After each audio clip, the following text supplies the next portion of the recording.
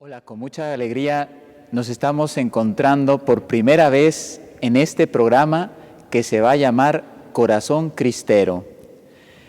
Ya hace unos días a mí me tocó enviar una reflexión que Dios puso en mi corazón después de haber visto esa despenalización del aborto en México. Y por lo tanto sentimos la urgencia de despertar ese fervor, esa santidad, esa virtud, ese amor a Dios, ese amor a la Virgen, ese amor a la Iglesia, ese amor a la familia, ese amor a la vida, a la niñez, a la juventud, que tenemos los mexicanos. Ya hemos tenido una época, a lo largo de la historia de México se ha mostrado mucho heroísmo, pero en concreto nos vamos a centrar en una de ellas, la cristiada. Muchos católicos se atrevieron a defender los valores esenciales de cada uno de nosotros y de las futuras generaciones. Por lo tanto, nosotros estamos aquí porque hubo un grupo de personas valientes, amantes de Dios, de la Virgen, de su Iglesia y de su patria, que dieron su fe, su vida por la fe. Por lo tanto, en estos programas, que va a ser, este es el primero de una serie muy larga, esperemos que sea larga y fructífera, queremos quedar edificados por ese heroísmo, por esa entrega, por ese amor de estas personas, que muchos de ellos son parientes nuestros, y antes de que esa memoria quede en el olvido, queremos rescatarla para que nuestros corazones vuelvan a vibrar. Pues hoy tenemos como primera invitada, y por lo tanto va a marcar este programa, la hermana María José. No quiero adelantar nada porque me gustaría que de sus labios y de su corazón sobre todo, porque corre en ella, en su familia, sangre cristera y sangre de mártires. Por lo tanto, pues vamos a dejar que el Señor, a través de ella, de su corazón, nos vaya hablando. ¿Y cuál es el fin de estos programas? Porque van a ser muchos. Queremos que nuestro corazón se encienda una vez más, como fue en aquella persecución cristera, se encienda para decir: viva Cristo Rey, viva la Virgen de Guadalupe, y que estemos dispuestos a dar nuestra vida por el bien de esta patria. México ha entrado en un periodo de mucho peligro. El futuro de México no lo vamos a jugar en estos momentos. Ya unas generaciones atrás estuvieron a la altura de las necesidades y de las circunstancias. La pregunta es si hoy tú y yo vamos a estar dispuestos a derramar nuestra sangre por amor a Dios, por amor a María, por amor a México. Pues vamos a dar la bienvenida a la hermana María José. Bienvenida, hermana María José. Ni ella es experta, ni yo tampoco, pero nos hace mucha ilusión. Por lo tanto, no seremos profesionales, pero lo vamos a hacer con mucho gusto. Si les parece, vamos a hacer un Ave María para consagrar este programa, el primero, en manos de ella, y después que ella nos siga llevando de su mano. Queremos hacerlo para honra de María y gloria de nuestro Señor Jesucristo. En el nombre del Padre, y del Hijo, y del Espíritu Santo. Amén. Dios te salve María, llena eres de gracia, el Señor es contigo. Bendita tú eres entre todas las mujeres, y bendito es el fruto de tu vientre Jesús. Santa María, Madre de Dios, ruega por nosotros pecadores, ahora y en la hora de nuestra muerte. Amén.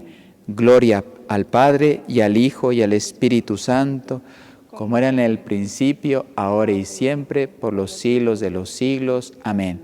Sagrado corazón de Jesús, en vos confío. Inmaculado corazón de María, sed la salvación del alma mía. Y vamos a invocar a San José Luis Sánchez del Río, mártir, ruega por nosotros. Tendremos muchos, ahora ya tenemos mártires canonizados y santos de la guerra cristera, pues cada programa vamos a ir recordando todas esas figuras que ya la Iglesia ha reconocido su heroísmo en la entrega por amor a Dios. Pues le damos la bienvenida a la hermana María José, que ella se presente, tiene un nombre de religión muy hermoso. Y bueno, la primera pregunta es: ¿quién es la hermana María José? O sea, la vemos vestida de azul, es una religiosa, pues que nos diga un poquito quién es ella, antes de entrar en su familiar cristero. Bueno, soy la madre María José Guadalupe de Cristo Rey. Soy originaria de San José de Gracia, de un pueblo de Michoacán. Pertenezco a la congregación de la familia religiosa del Inmaculado Corazón y la Divina Misericordia. Estamos actualmente viviendo en una montaña que se llama Predio San Juan, que está en la ciudad de Berriozábal, Chiapas. Nuestra congregación es fundada por el padre Carlos Spam, un sacerdote argentino, y el próximo 13 de octubre esta congregación cumple 9 años. Y yo estoy aquí desde hace ya casi 6 años. Tengo apenas 3 años como religiosa. Pues esa soy yo. ¿Sus papás? ¿Sus hermanos? ¿Su fe? En mi familia, mi papá se llama Bernardo y mi mamá Aurora. Fuimos 11 hermanos, de los cuales vivimos 9 porque 2 de ellos murieron antes de nacer. Pues siempre fuimos creados en la religión católica, y como introdujo el padre, pues soy descendiente de un cristero. Él es mi abuelito y fue mártir en la guerra cristera. Pues introdúzcanos un poquito, hermana María José. Cuéntenos un poquito de ese abuelo, su familia, su ambiente, su forma de vivir la fe, porque los que tenemos familiares cristeros y vamos un poco escudriñando la historia o las raíces de nuestra familia, un cristero no se improvisa. Un cristero fue preparado con antelación, en oración, en ejemplo, en fe, etcétera, en heroísmo, en rectitud de la familia. Pues compártanos eso, porque esa es la riqueza que México tiene que, digamos, redescubrir, porque ya la vivió. Estos personajes son de esta tierra, mas sin embargo, hoy tenemos que redescubrir ese fervor, esa catolicidad, esa fe, ese amor que hizo de estos hombres y mujeres héroes y heroínas. Bueno, mi abuelo es igual originario de San José de Gracia, es hijo, o fue hijo más bien, de uno de los fundadores. Él nace un 11 de febrero de 1887 y el pueblo se funda en 1888. Para mí es muy importante la fecha que mi abuelo nació, porque precisamente él nace el día de la Virgen de Lourdes. Para nosotros los católicos, bueno, por lo menos para mí, las fechas pues para mí marcan algo importante. Mi abuelo es el cuarto hijo de 13 hijos. Fueron 3 hombres y 8 mujeres. Su papá se llamaba Bernardo González Pulido, su mamá Herminia Cárdenas Barragán. Su papá, junto con otros hermanos y 3 personas más, fundaron lo que es el pueblo. Y lo fundaron precisamente porque se reunieron miembros de varias rancherías, porque tenían la necesidad de que si fundaban ellos un pueblo, iban a tener un sacerdote en ese pueblo, iban a poder tener una iglesia propia. Y Y en ese tiempo ellos pues tenían que viajar varios kilómetros para escuchar la Santa Misa. Entonces, pues les dan la aprobación y lo fundan, y lo primero que hacen es trazar calles, trazar dónde iba a estar el templo. Bueno, mi abuelo pues crece en un ambiente bastante católico donde lo principal era la religión. Desde muy pequeñito pues vivió todo lo que es el catecismo, la fe integral dentro de su familia. O sea, quien reinaba dentro de su familia era Jesús, la Virgen de Guadalupe. En los hogares en ese tiempo siempre se intronizaban, y yo recuerdo todas las casas ahí de San José, las antiguas, siempre estaba el Sagrado Corazón y la Virgen de Guadalupe. Era muy importante todo eso. En cada cuarto existían imágenes religiosas. Bueno, mi abuelo se crea en ese ambiente. Igual desde chiquito, pues él fue acólito. En una de las veces que le tocaba acolitar, él le tocó ir a la misa de 7 de la mañana. Supongo que era un día muy frío. Se queda dormido, su hermana mayor, que se llamaba Josefina, mayor que él, lo despierta, él presuroso va a misa y le da el aire. Entonces, a raíz de eso, le da una punzada en el ojo, se enferma y pierde un ojo. Después, con el tiempo, le hacen una prótesis de cristal en el ojo que sabe llevar muy bien, porque decía la gente que no se le notaba. Y pues efectivamente las fotos que tenemos nosotros, supongo, no sé, yo por lo menos ahorita no sé cuál es el ojo que tenía mal. Pues él crece en este ambiente. Sus hermanos, bueno, su hermana contaba, la tía Rosa contaba de que mi abuelito tenía como que una chispa muy especial, era muy gracioso. Y siendo como era, pues despertaba así siempre como la risa a todos. Y el papá de mi abuelito, Bernardo, era un hombre así serio, rudo, y era muy difícil que sonriera, y mi abuelito lo hacía sonreír en muchas ocasiones. Y cuenta precisamente la tía Rosa que en una de las ocasiones viajó a la Ciudad de México siendo pequeño, y el pueblo, pues, por lo que les dije que estaba recién fundado, la casa de mi abuelito, pues es parecida, es pueblerina, con un patio en el centro, con portales en el centro, y estaba en construcción. Acababan de pintar su papá la casa, que en aquel tiempo se pintaba con cal.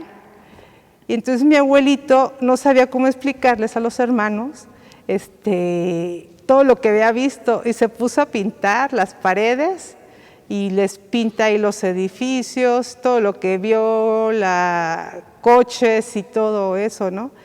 Entonces en eso, cuando él estaba ahí explicándoles a los hermanos, llega mi bisabuelo, Bernardo, y los hermanos se quedan así como, se va a enojar mi papá. Pero a mi bisabuelo se le hizo tan gracioso que soltó la carcajada de ver la puntada de mi abuelito. Cuentan también sus hermanos que era pues igual un hombre de mucha fe, muy católico, pues como eran toda la familia en ese tiempo. Él, en otro viaje, bueno, hacían varios viajes, pues conocí a mi abuelita. Él y llegando de la Ciudad de México, resulta de que ya había llegado con novia. Él, por la falta de visión completa, nada más pudo estudiar la primaria. Y él se quedó con esas ganas de estudiar y dedicó, junto con su papá, se dedicó más bien al negocio. Entonces, pues se dedicaban a cultivar tierras, a la cría de ganado. Es una región allá muy lechera, a producir queso, que un tío de él, el tío Gregorio, uno de los fundadores, lo llevaba a la Ciudad de México a vender. Y él, pues en este ambiente, pues se cría, se casa con mi abuelita Esther Godínez, que era de una población cerca de ahí que se llama Valle de Juárez, y que está dentro del estado de Jalisco. Y de ahí nace mi papá, Bernardo González, porque pues siendo mi abuelo el varón mayor, pues quiere hacerle honor a su papá y le pone a mi papá Bernardo, y tienen una hija que se llamaba Marta.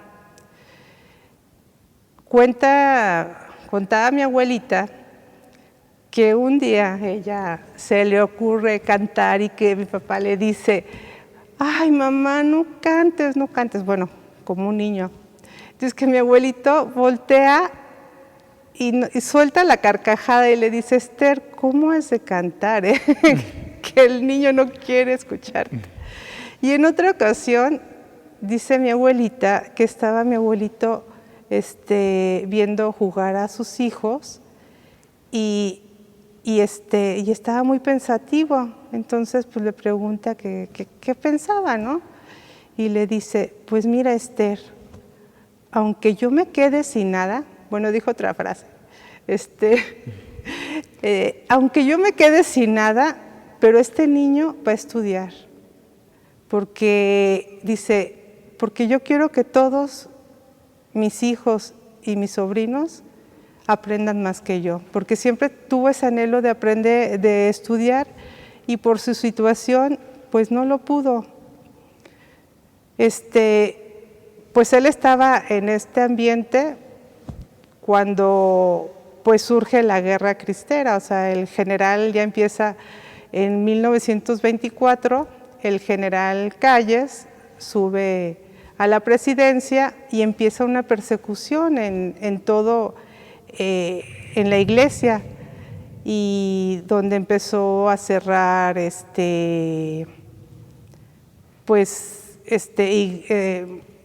seminarios, colegios católicos,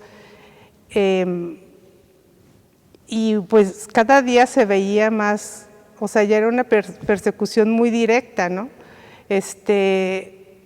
El 8 de marzo de 1926 cierra el seminario conciliar de Zamora, donde en ese seminario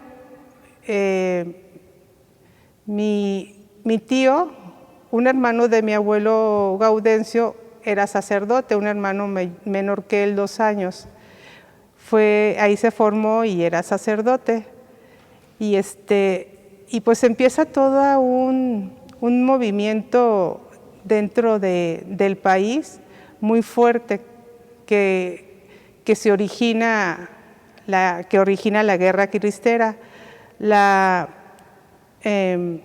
El movimiento de la acción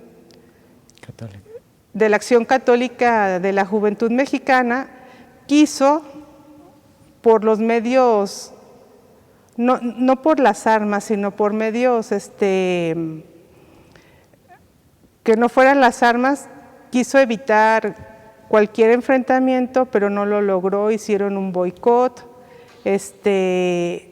al que fue muchísima gente, se unieron muchísimos jóvenes, y pues no lograron nada. El 1 de agosto de 1926, ante tal persecución, el gobierno había decidido quitar muchos sacerdotes de México, o sea, los mandó fuera.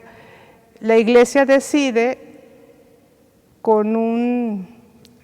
tengo entendido como con una aprobación no formal del Vaticano, pero bajo la ley que por un bien mayor es lícito siempre la guerra, ¿no? O sea, y en México pues estaba sufriendo toda esa persecución, entonces el Estado religioso, el Estado episcopal, pues decide el cierre de las iglesias. Y en San José de Gracia cuentan que estando ahí el padre Federico, hermano de mi abuelito, pues oficiaban clandestinamente la misa y que la gente acudía más al sacramento de la Santa Misa y acudía más al sacramento de la reconciliación. O sea, la gente se hizo más fervorosa en ese tiempo. Pasa eso. En San José llegan las noticias de todo ese movimiento, cada vez más fuerte, y el 1 de enero de 1927 pues ya inicia lo que se llama formalmente la Guerra Cristera.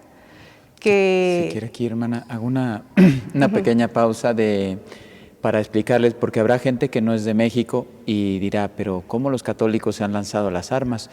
Porque fue el último recurso.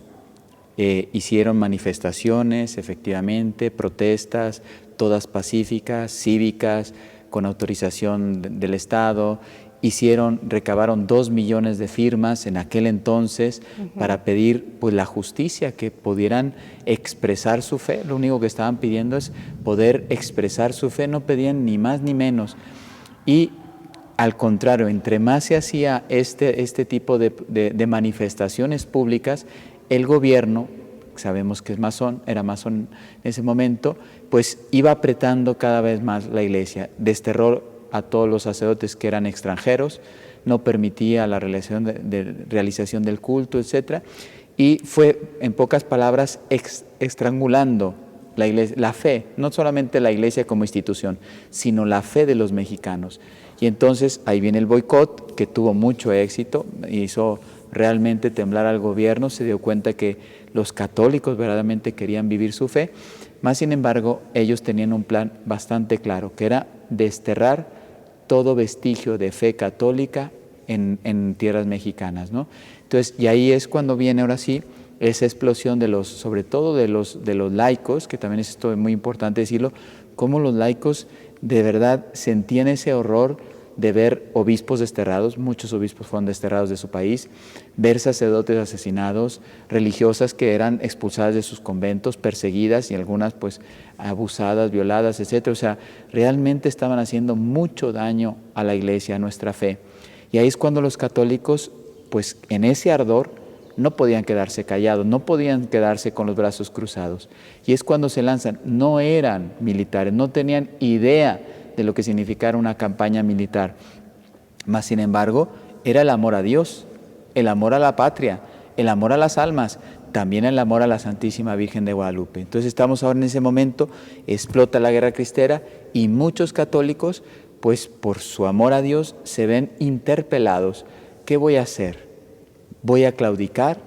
¿Voy a permitir que sigan oprimiendo a este país, a todas nuestras familias?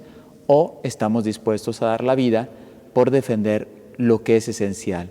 La fe vale más que la propia vida. Los mártires precisamente nos lo demuestran. Por no claudicar en su fe, son capaces de entregar la vida. Pues, y ahí continuamos con el relato. Bueno, ya el padre fue más explícito y más detallado sobre eso. Bueno, en este marco, los josefinos, que así nos dicen, pues dudaban si ellos se enlistaban o no. Resulta que hubo dos hechos que cuentan por lo cual ellos se decidieron enlistar. Uno es como mi tío era sacerdote, mi tío abuelo, hermano de mi abuelito, va el general Eufemio Ochoa, que era de la ciudad de Zaguayo, a prenderlo, no le encuentra, se enoja y empieza a saquear todo el pueblo. Esa es la primera versión por la que el cual deciden. Otra de las versiones es que estaban unas señoras, por las mañanas las señoras salían a barrer las calles y en eso ven 6 huellas y 2 de un varón, 2 de una mujer y 2 de un niño. Y pues no les llamó la atención al verlas, ¿no? Cuando empiezan a barrer las huellas que estaban sobre las banquetas, las huellas no desaparecían. Les tiraban agua y no desaparecían. Entonces eso dice la gente, bueno, pues nos empezó a oler algo milagroso. Al seguir las huellas, empezaban precisamente en la puerta principal de la iglesia y terminaban a la salida del pueblo. Entonces la gente dice, es que la Sagrada Familia se quiere ir, porque los josefinos no se quieren pues levantar. Y en eso fue lo que les decidió levantarse a los josefinos, y ahí se dicen que en ese tiempo pues eran como 40, que para la cantidad de pobladores que en ese tiempo había, a lo mejor eran bastantes. Y entre ellos pues iba el padre Federico, que también decide tomar este camino. Él acompañando a las personas, dándole todos los servicios religiosos a los cristeros, y mi abuelo. Pero mi abuelo resulta de que pues ya estaba casado, tenía 2 hijos. Su hermana Rosa le dice, Gaudencio, ¿cómo te vas a ir tú si ni puedes ver? O sea, tú no puedes irte, tienes una familia, deja que tus hermanos se vayan. Y él le dice, con una fe muy profunda, le dice, Rosa, si tú supieras que a tu madre la están atacando, a tu madre la iglesia la están atacando, ¿tú no lo defenderías? Y no dudó en irse, y se fue con sus hermanos. Y pues eso también fue algo muy importante, porque hablaba de la fe que tenía. Él nunca le importó, nunca se cuestionó, o más bien, él dejó todo en manos de la divina providencia. O sea, él, como dice nuestro Señor, o sea, tú ocúpate de lo mío y yo me ocuparé de lo tuyo. Yo creo que él salió con esa fe y con esa convicción. Nunca, o sea, los que se enlistaban sabían que salían, pero no sabían que iban a volver, porque estaban dispuestos a dar la vida. Por el saqueo, para eso también llega el general Izaguirre, que fue en la tercera semana de 1927, tercera semana de agosto llega. Entonces llega él y tenía la fama de ser un hombre muy despiadado. Se le atravesaba un sacerdote, lo mataba. Era un hombre sin piedad. Quema el pueblo, quema la iglesia, que es lo que más le dolió a la gente, y había ordenado que si la gente no salía los iba a matar a todos. Entonces, pues resulta de que la gente de San José que había quedado ahí se tuvo que ir a Guadalajara, a Jiquilpan, a Mazamitla y Valle de Juárez. Mi abuela, la mamá de mi abuelito, decide quedarse, aunque sus hijas lloraban y le decían que no se quedaran, ella con la convicción de que dice que si sus hijos iban a regresar, ¿quién les iba a dar de comer? Y ella no dudó, o sea, decía que se escuchaba nada más el maullar de los gatos hambrientos, pero ella estaba ahí.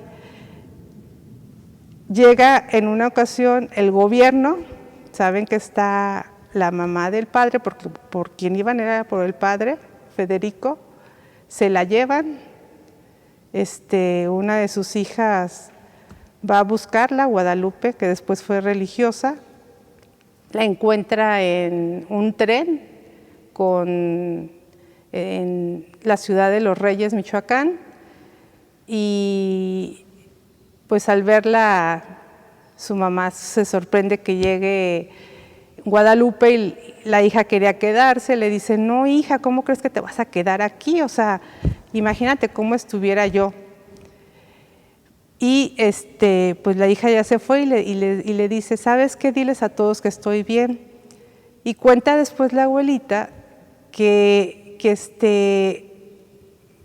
al mes de que estuvo ahí, pues el gobierno decidió, como el padre no se entregó, decidió soltarla, pero los del ejército estaban tan encariñados con ella que pidieron que se quedara un mes más, porque les enseñó a rezar, rezaban el rosario y lo rezaban con la intención de que no hubiera caídas en ninguno de los bandos. Y en una ocasión uno de los del ejército contaba ella de que pues lo pusieron a quemar las imágenes de un templo y él ahí esperando que se quemaran, pues se puso a fumar un cigarro, voltea y vio una imagen de la Virgen y le hacía señas de que él pues, podía recibir un castigo fuerte por lo que se estaba haciendo. Y él lloraba por esa situación, pero pues a veces pues no tenían ese valor de decidirse no seguir al ejército. Pues en este ambiente resulta que mi abuelito, estaban los cristeros, habían tomado la ciudad de Jiquilpan, pero llegan refuerzos, eso pasa un 24 de octubre de 1927, llegan refuerzos del ejército y empezaron a volar balas por todos lados y caen 10 cristeros. Y para eso pues mi abuelito estaba cuidando los caballos de los cristeros.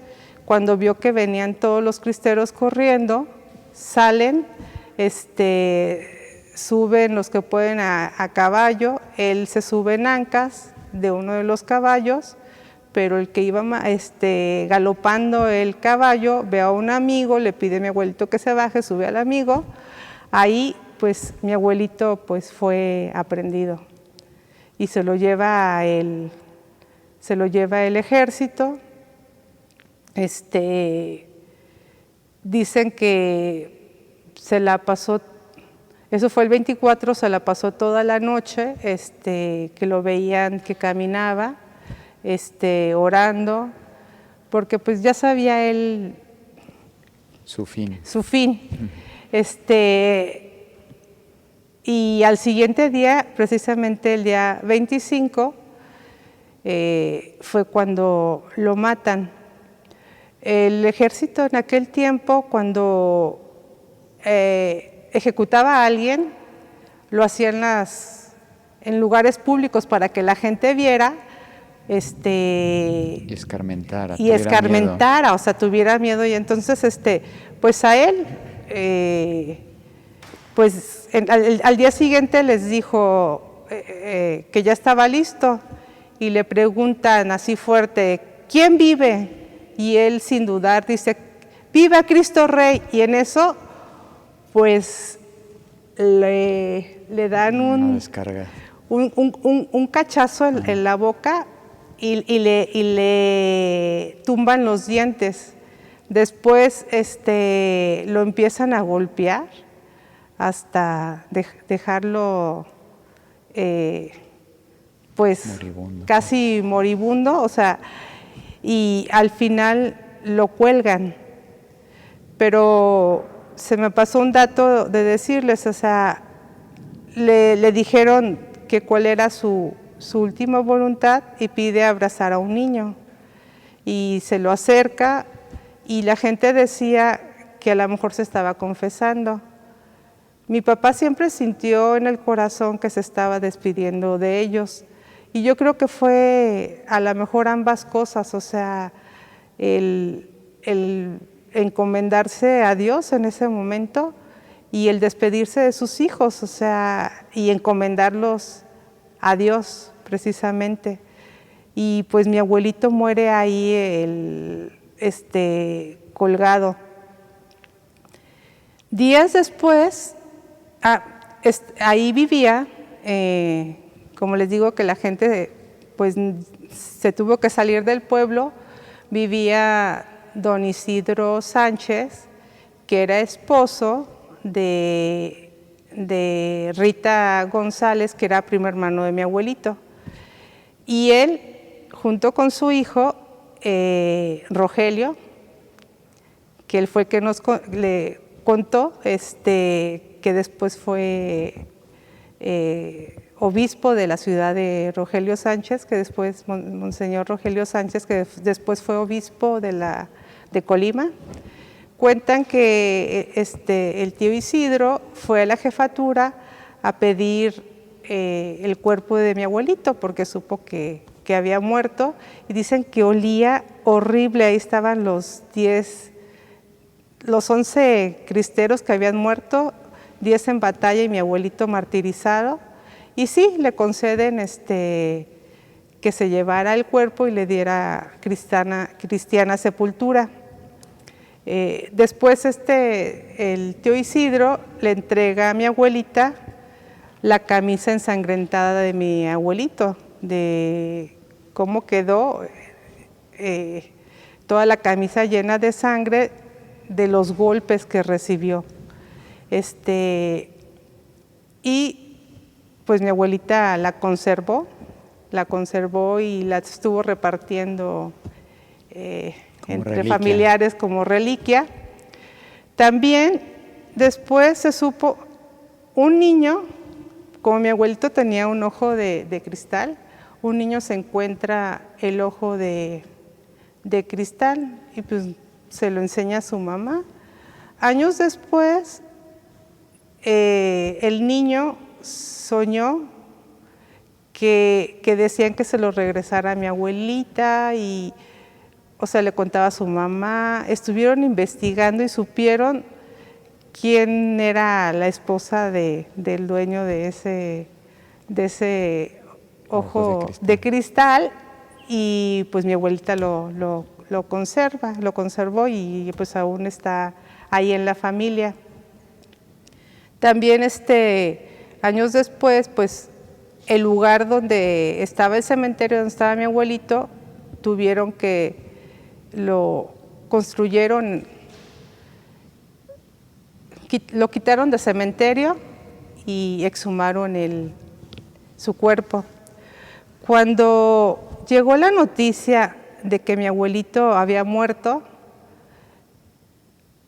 a sus familiares, a su papá y a sus hermanas, que en la actualidad, en ese tiempo estaban en la ciudad de Guadalajara, pues llegan a darles la noticia de que había muerto Gaudencio en batalla, martirizado, y pues resulta de que las hermanas empiezan a llorar y mi abuelito, mi bisabuelo muy sereno les dice: ¿pero por qué lloran?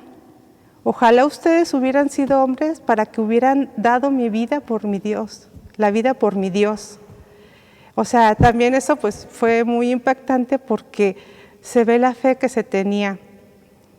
Hubo un suceso que sucedió ahí después de la muerte de esos cristeros. Cuando los cristeros supieron lo que había pasado, regresan a la ciudad de Jiquilpan, pues como en venganza, y queman la jefatura. Y días después, pues la gente pues, se les va pues, a ver las ruinas, y resulta que en una de las paredes de la jefatura aparece con el tizne de la quemazón un Cristo en cuya base había 11 alcatraces, se formaron 11 alcatraces, y la gente pues empezó a ir y rezaba ahí, empezó a llevar flores y que un milagro, ¿no? Y el gobierno pues decía, no, o sea, esto no le convenía, entonces decidió lavar y borrar el tizne ahí. Y resulta que volvió a aparecerse el Cristo. Entonces lo que decidió el gobierno pues fue tirar la pared para que no volviera a aparecer, para que no volviera a aparecer una tercera vez. Pero pues no contaban ellos que hubo quienes habían sacado fotos y pues quedó ese como testimonio de esos 11 cristeros, entre esos mi abuelito, pues que fueron, pues yo creo que fueron recibidos por Jesús, ¿no? Fue una manifestación y los alcatraces al pie de su cruz, pues habla de ese martirio. Que fueron muy agradables a Dios. Sí. Pues creo que en pocas palabras, porque realmente si quisiéramos pedirle más detalles de la familia, seguro que no terminaríamos. Pero creo que lo ha hecho muy bien, hermana, en tiempo, y creo que muy interesante para los que no conocemos la historia de su abuelo, pues ver que esa convicción en el corazón no le permitía estar ajeno a las necesidades de su tiempo. Entonces, y cada uno ofrecía lo que tenía. Fíjense qué hermoso, pues cambiar la vida por otra persona. Es heroico, porque podía decirlo, no, pues ¿sabes qué? O te tiro el caballo y me llevo yo el caballo. No sé, hubiera pasado tantas cosas si realmente él estuviera pensando en él mismo. Seguro que no estaba pensando en él mismo, al contrario, le quiso dar la oportunidad de sobrevivir a otra persona, pero es que ahora vive en el cielo, porque sabemos que quien derrama su sangre por amor a Cristo, en este caso está clarísimo cuando hace ese grito de ¡Viva Cristo Rey! Creo que ese grito lo tenemos que volver a recuperar en nuestros corazones, porque esa era la fuerza. Cada vez que decían ¡Viva Cristo Rey! ¡Viva la Virgen de Guadalupe!, ya no habría nada en este mundo que les impidiera seguir luchando, entregándose. Pues, hermana, yo quisiera que porque ya nos vamos acercando al final, pero 2 preguntas, si puede dividirlas. ¿Qué frutos cree que se han manifestado en su familia? Y luego ya la otra la hacemos para despedirnos, pero la vida del abuelo, ¿cómo ha repercutido en su espiritualidad?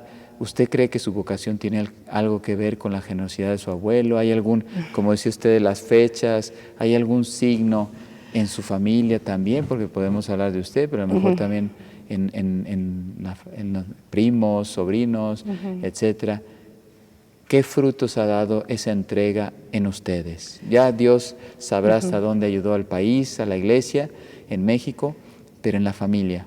Bueno, nada más quiero dar un dato de las fechas, por qué se los dije, porque nació un 11 de febrero, el Día de la Virgen de Lourdes, y muere un 25 de octubre, que en ese tiempo se celebraba la fiesta de Cristo Rey, se hubiera celebrado la fiesta de Cristo Rey.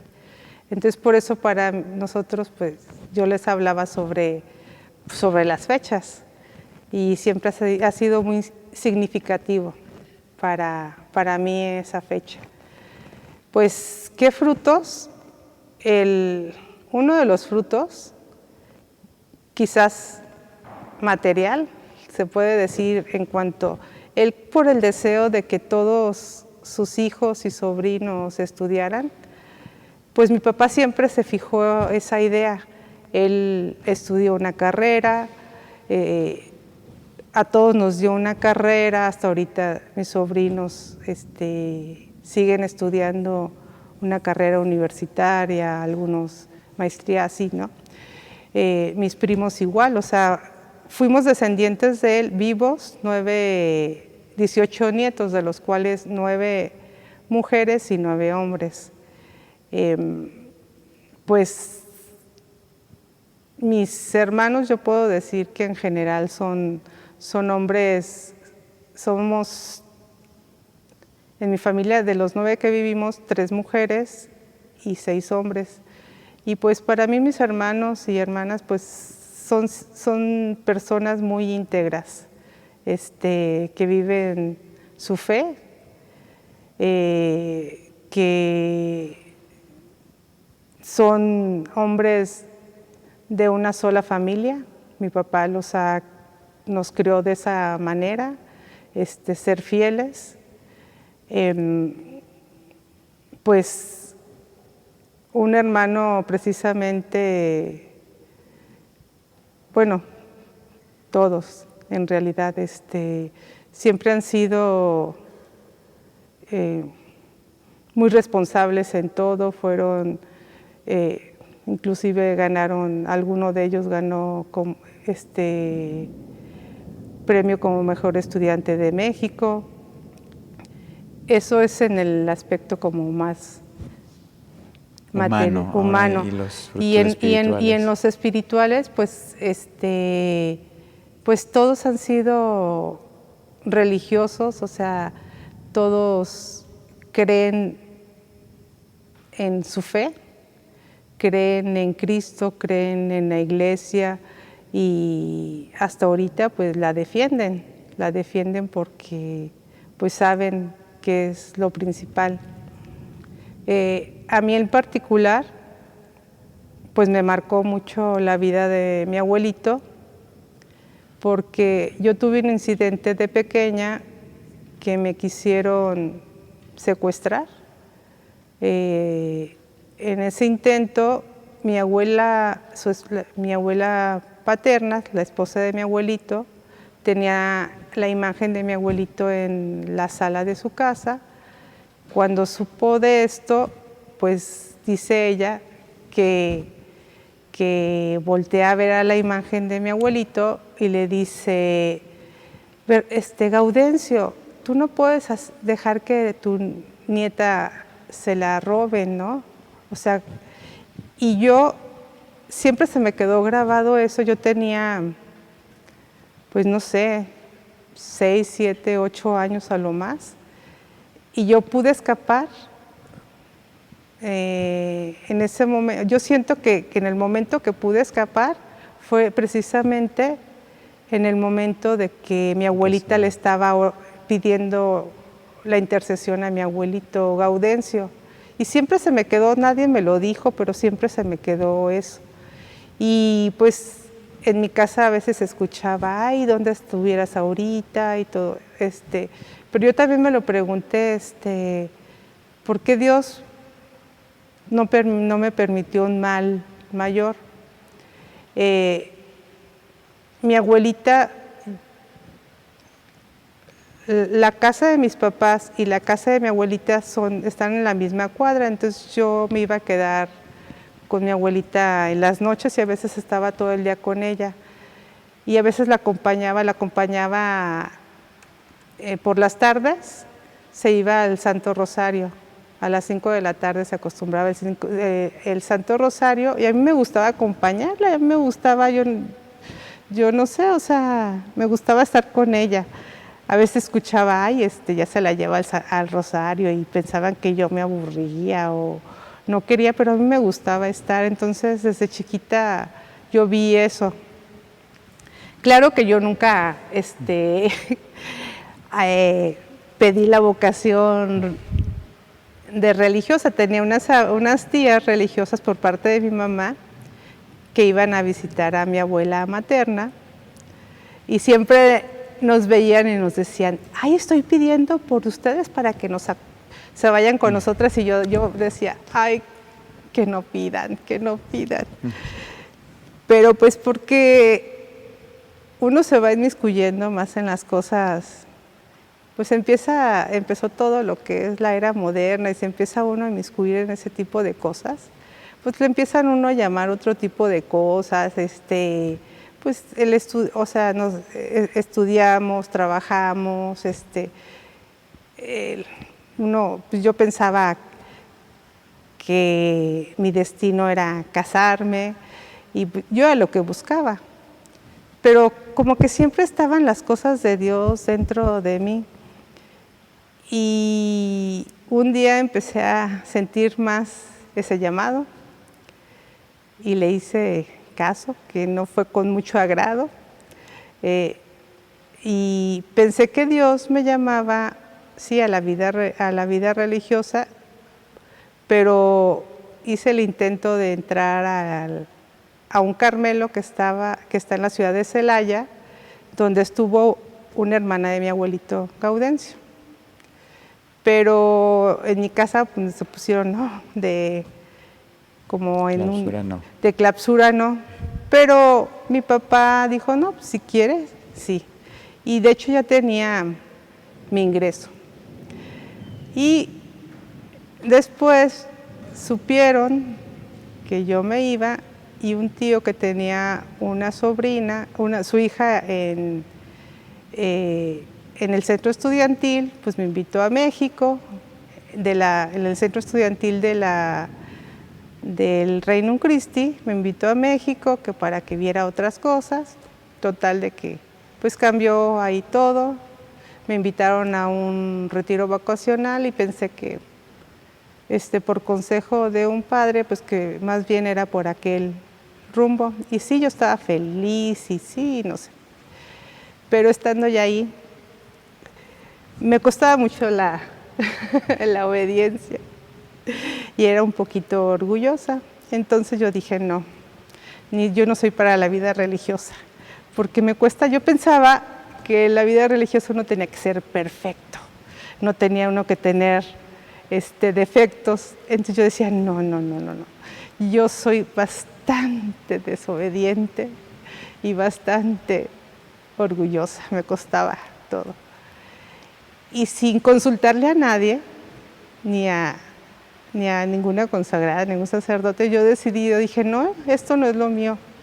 Y cerré las puertas hacia ese camino.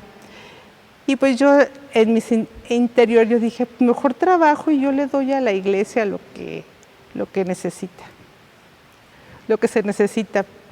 Yo pues bastante orgullosa, como les decía. Y pues en ese inter pues tiene uno dentro de la religión altibajos. Y en uno de los bajos, espiritualmente, es a lo que me estoy refiriendo,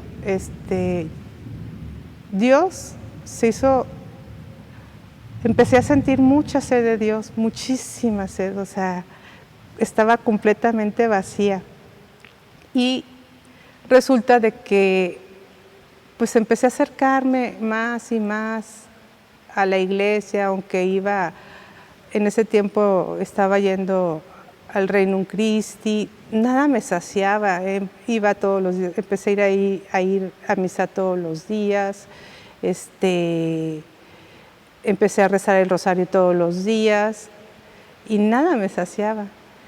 Entonces un día empecé a reflexionar, yo decía, pues yo algún día tuve la vocación, qué raro, que en mi familia yo me cuestionaba, ya mis hermanos estaban casados, mis primos hermanos también, pero no se había dado ningún sacerdote, ninguna religiosa. Yo decía, ay, qué raro, en la familia no había salido ningún sacerdote ni religiosa directa de mi abuelito, ¿no? Y pero ya viendo esa parte, de lo que es la vocación, porque hasta entonces empecé a entender lo que es la vocación y que era un don de Dios y que era un llamado y todo eso. Yo decía, qué raro. Y en eso escucho a un sacerdote que estaba hablando sobre pues el consagrarnos a la Virgen de Guadalupe, a la Virgen, al Inmaculado Corazón, a la Virgen María, ¿no? Que la Virgen pedía consagrarnos.